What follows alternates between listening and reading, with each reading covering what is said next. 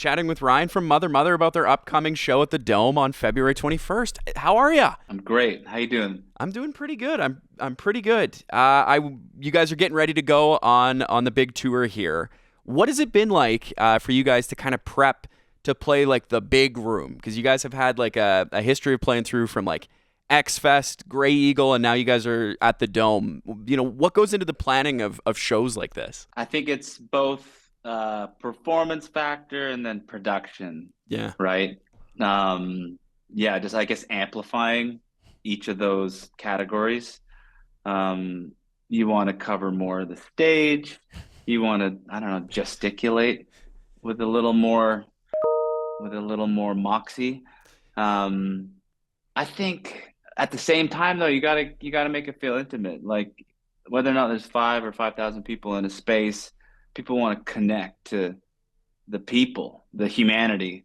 So for us, like that interaction with the crowd and the things that are said in between songs are just as important as like the confetti blast or the fog machine or whatever. Yeah, and it really is interesting because, like going through and thinking about my history of seeing shows, there are some bands that are incredible in making like a huge space feel intimate. And then some other bands I've seen where, not as much so. So I'm really curious to see how that translates for you guys. Because the last time we saw you was at the Calgary Stampede in 2023, I believe. That sounds about right. Yep, Yeah. totally. Yeah, so it's a bit of a change up. Stoked for it. Your guys' latest record, Grief Chapter, arrived last year, and I wanted to ask about the title for that record when you guys went to release it. Where did it come from? It came from the song that closes the album, and I was talking to a friend, an older gentleman, who, getting to that point in life where people are passing on. His father died. He had a couple of friends die, and I said to him, "Sounds like you're in a grief chapter." And he's a songwriter, and he said, "I am, yes, but more importantly, that sounds like a good title of a song." And so I was like, "Oh yeah, true enough." So hung up the phone and picked up the guitar, and Grief Chapter, the song, kind of spilled out quite effortlessly.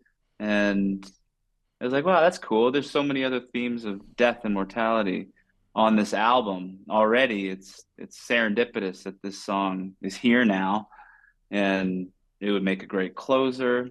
It's always beautiful when the last song of the record is the title track. I think, I'm into the art of the album as an art, Yeah, yeah, yeah. and so these things matter. So it just seemed like the obvious choice. No kidding. And it's interesting for him as like a creative, as a songwriter, to be going through this grief chapter and the light bulb goes off in his head like, oh, that's a great album title, Like it's kind of wild there. Yeah, no matter what you're going through, I feel like if you're a creative, like that spark of a good idea, it can happen while you're grief stricken. It can happen when the sky is falling. And it's a little cure. It's a little glint of hope when a good idea is born, especially when you're having a hard time. Yeah, and it's funny that you say that because like I've always found in my life, like whether I'm going through good periods or bad periods, music is usually the number one thing that gets me through that period. So to write about that in these songs is it kind of connects to people in a really different way, which I really appreciate, right? I have favorite albums for happy times and favorite albums for like the saddest of times too. Yeah, and it's funny how sad stuff makes you feel good. Like It's I have the one best. record that I always think back to, one that came out in like 2017, and every time I hear it, like even now, even like I'm not in grief anymore. I will still cry when I hear certain songs off this record, and it's just funny the emotional connection you can get with that music, right? Yeah, it's transformative and it's mysterious. Like, why does just these sound vibrations enter us and then change our chemistry like immediately? Like, what's going on? That's some kind of magic spell. Yeah, yeah, yeah. Like it really makes no sense when you think about it, but it also really does at the same time.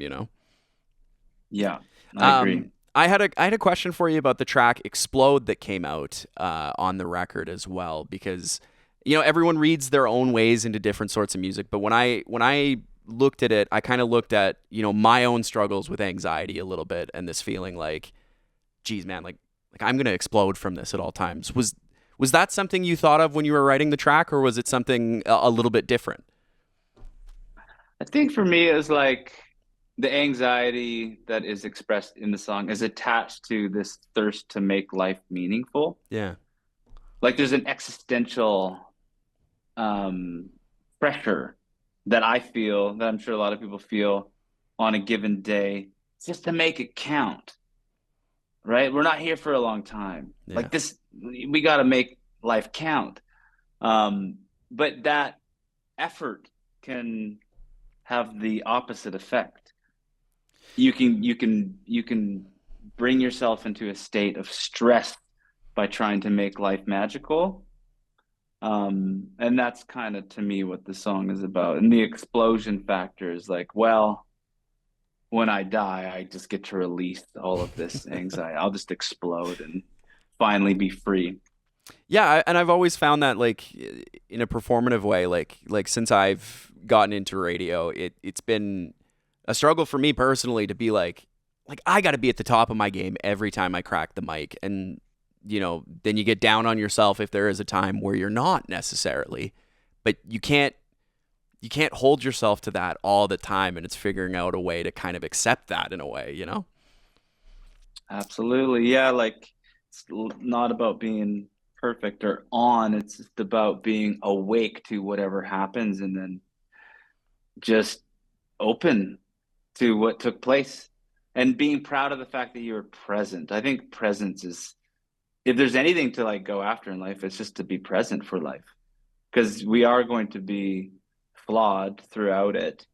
But if you're there for it, if you're there for your flaws and you're not distracted or asleep or checked out, Yeah. and you were right there when you made that mistake, you were watching yourself because you were so present. Like that to me is a great success in life. Yeah. Yeah, I love the exploration of that on Grief Chapter. It was pretty cool. I do have to ask about the TikTok thing. I know you guys have been asked about it quite a bit. All these songs that have been blowing off your back catalog. Is it cool to see these songs kind of get like a second life with like a new audience and a new generation? Because a lot of the people that are experiencing these for the first time, Gen Z or I don't know, whatever follows Gen Z, I can't keep up these days. Alpha, Yeah. Generation Alpha. No, it's the coolest thing. And it has a lot to do with what music this is. Like it's our strangest music.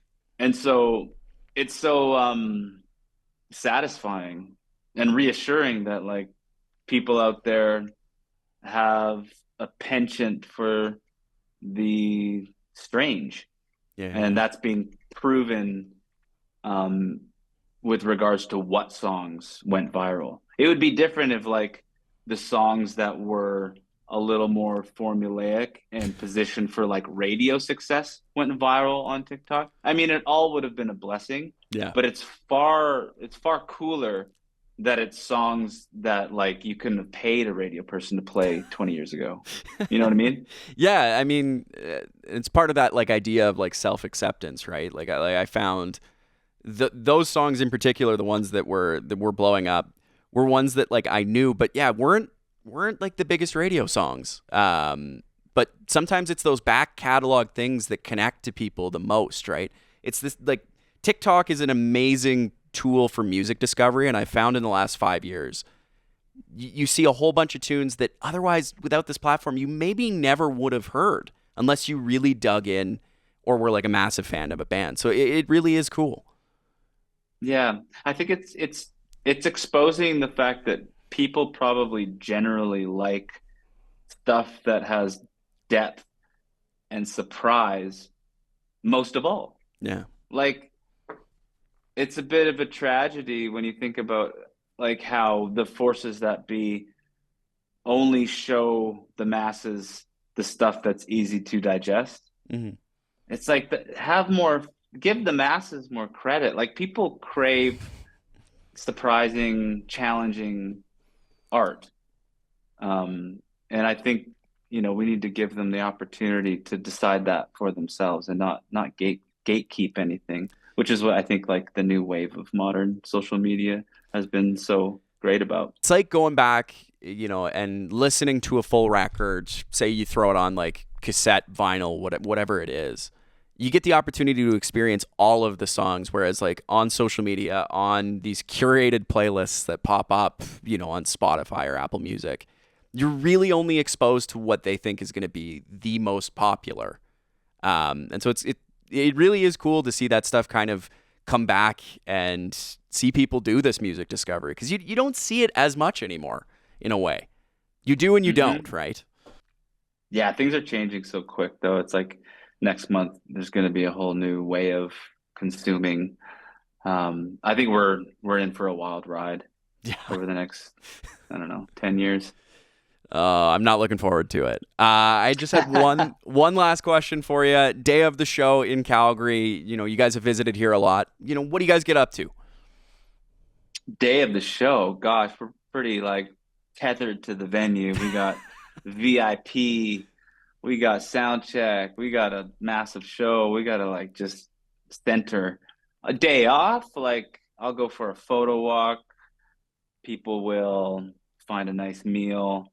Day of the show, we're like locked into the event. It's pretty tight. It's a pretty tight schedule too. To be fair too, it's not like you got like 2 or 3 days off in between all of these shows, right? Yeah, I guess time is money, right? A day off, it's another round of hotel rooms, For the whole crew. wages, all that stuff. Yeah, the whole crew, exactly. Touring is just getting more and more expensive. The narrative that people are going on these like ostensibly successful tours, but losing money is becoming more pronounced. It's like I sold out Europe and I lost 80 grand. Like, people are saying that, and it's so true. Like we can attest that that is becoming the case. Probably great for your popularity factor, but probably not great for the bank account, right? Well, and it goes, your popularity factor is also determined by your ability to go out there and represent your music, right? Yeah. So it's a weird cycle that we're in. If bands can't do that, then yeah, then the career will fizzle, and then people won't be enriched with their music. Well, we are so stoked to see you guys play the Dome in February. Good luck on the tour. We can't wait to see you. And yeah, we'll chat soon. Thank you so much for having me. Appreciate it.